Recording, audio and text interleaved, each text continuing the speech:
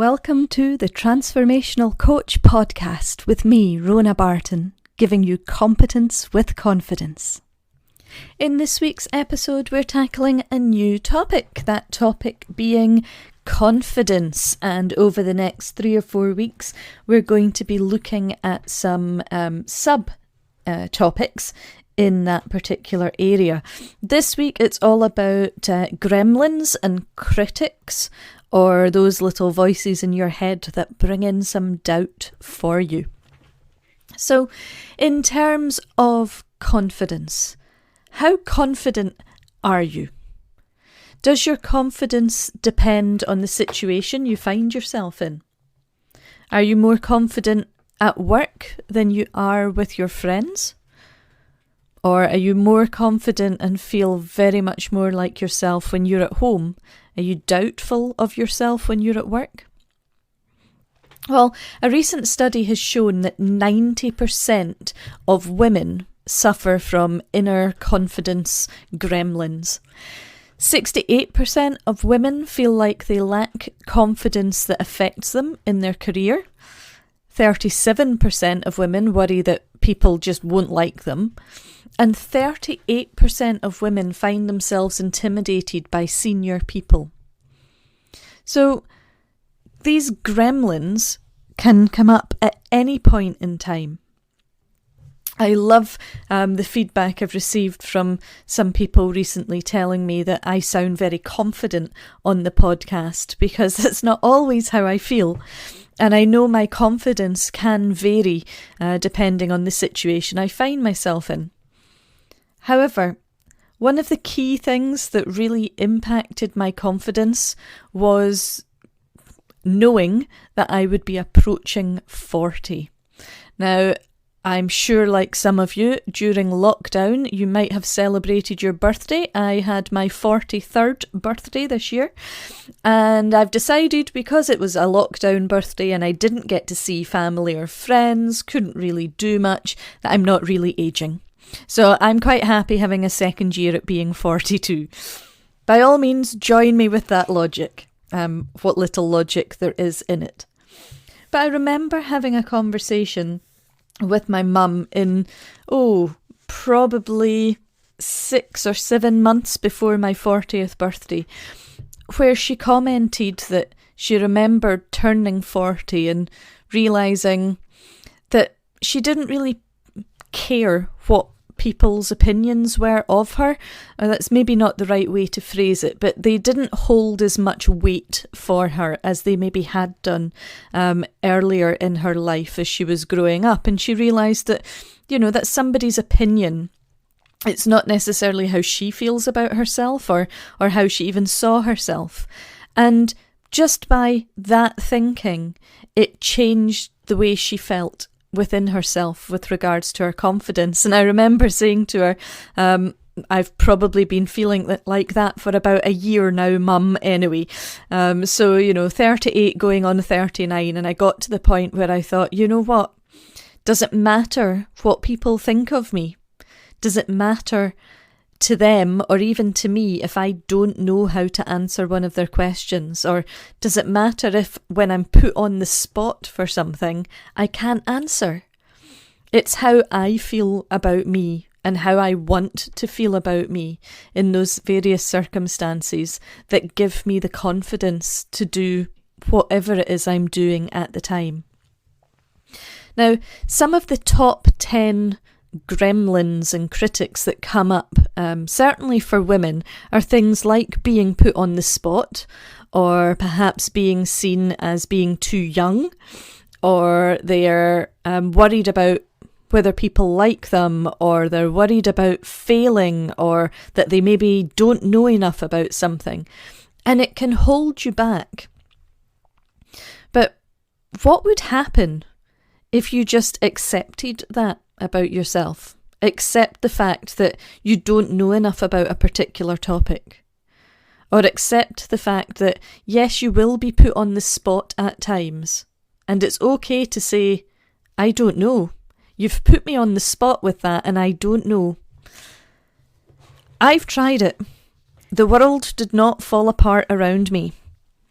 People accepted the fact that maybe I didn't have all the answers.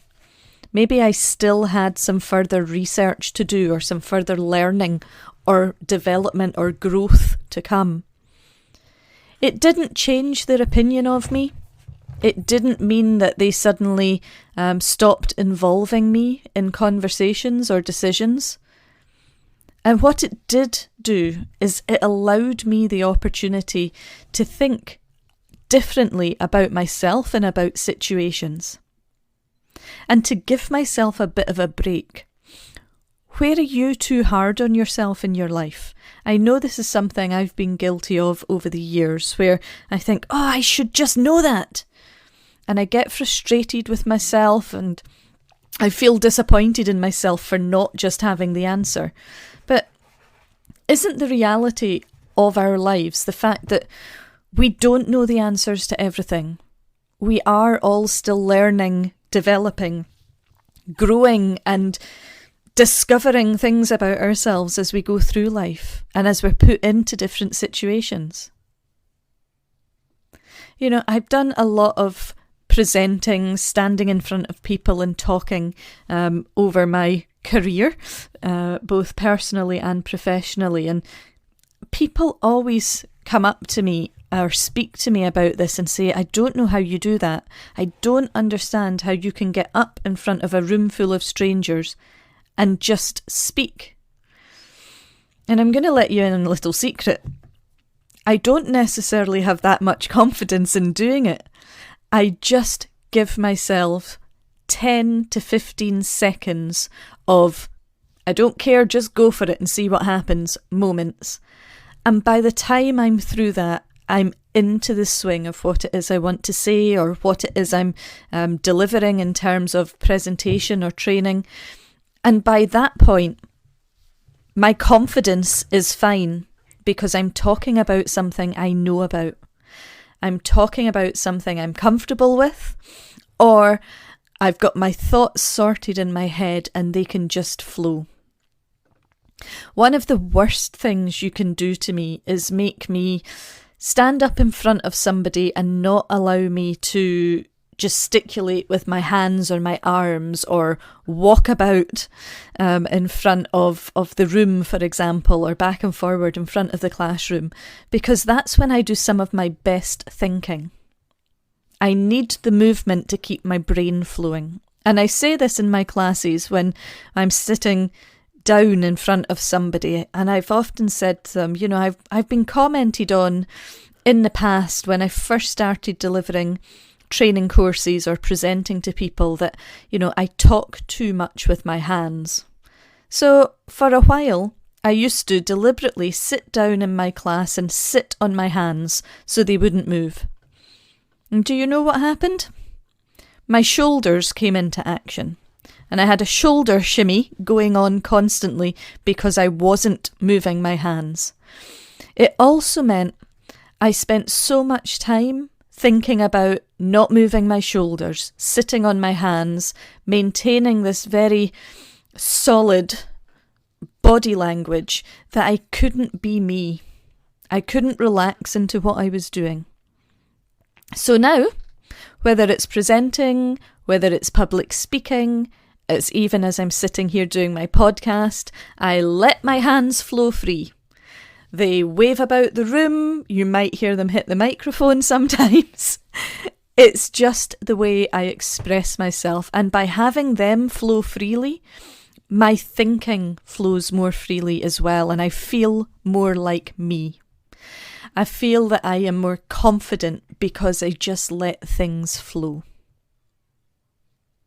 It also means, because I'm doing this regularly and because I know that about myself, when something doesn't quite go according to plan and I do hit the microphone or I stumble over my words, it doesn't bother me nearly as much as if I was deliberately trying to control my actions. And at the end of a podcast recording, or a presentation, or a public speaking event, or a training course, or just being out speaking to friends and family, I can give myself a pat in the back, because I know I have just been me. warts and all. You just get Rona, as I am. What do you need a pat on the back for? Make yourself a list. You know I like a list. Go on, write it down. Where does your inner critic get in the way of you living the life that you want to live? And how are you holding yourself back from being this fabulous, unique, amazing, distinctive human being? What are you stopping yourself from doing? So take a few moments and think about it. What is it that you're afraid of? Which would be your top 10 or top 5 or top 3 gremlins that you don't like? Which ones show up most often for you? Is it that you are often told or you feel like you're too young to do something? Do you, if you're asked to speak out in front of the team, for example, or to a bunch of strangers, do you end up blushing furiously? Are you concerned you'll get, in quotes, found out? Whatever that might be. And what support do you need so that you can feel just magnificent about yourself? Feel confident in being you. Take a few moments, get your head and your thoughts straight on this, and then why not drop me over an email, rona@rbalimited.com, or join me on some of my social media accounts or drop comments over to me via my website. Let me know what you think about this and what you're doing about reaching your confidence goals. Next week, we'll be looking at strengths and then dipping into the likes of courage and passion as well as we work towards building our confidence in our goals. In the meantime, thanks very much for listening. I hope you're having a great day wherever you are in the world. Take care, stay safe, and I'll speak to you next week. Bye for now.